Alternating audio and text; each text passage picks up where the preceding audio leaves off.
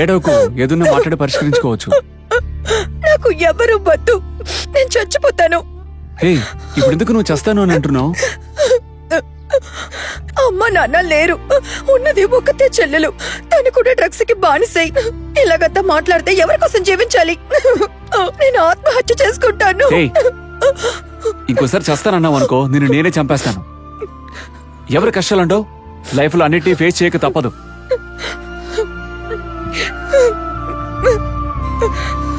Sorry. ఏమన్నా తిన్నావా?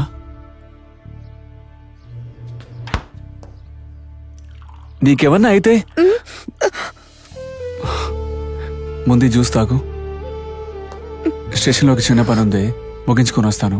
Night dinner కి కలిసి మాట్లాడుకుందాం. చూడు, నీ చెల్లిని బాగు చేయడం పెద్ద సమస్య ఏమీ కాదు. గోవాకి నేను వస్తాను, తనకు నచ్చ చెప్పి ఇక్కడ తీసుకొచ్చేద్దాం. దిగులు పడద్దు, నీకు నేనున్నాను.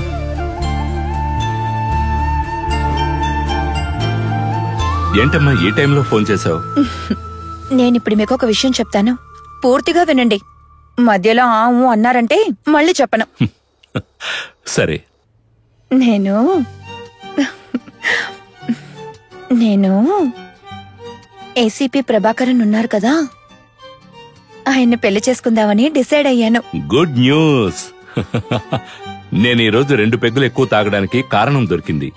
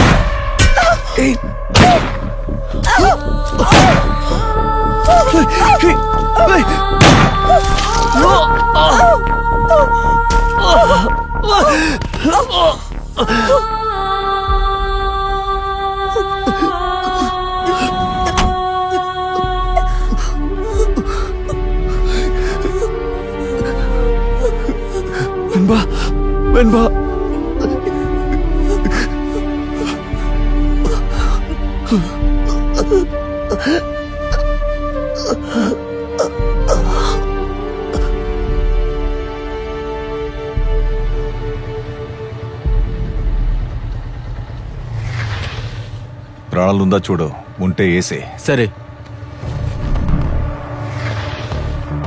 అన్నా, చచ్చిపోయాడన్నా. జాగ్రత్త.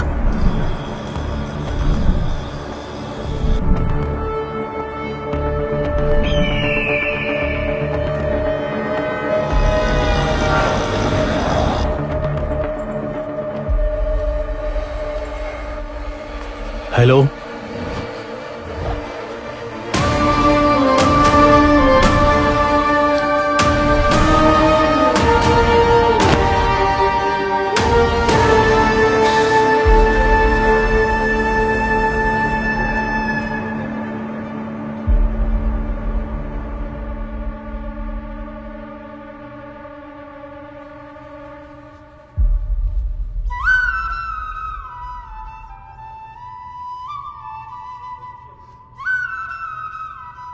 ప్రభాకర్ మీద కాల్పులు జరిగిన విషయం బయట ఎవరికీ తెలియకూడదు. బయటికి తెలిస్తే పోలీసునే కాల్చారని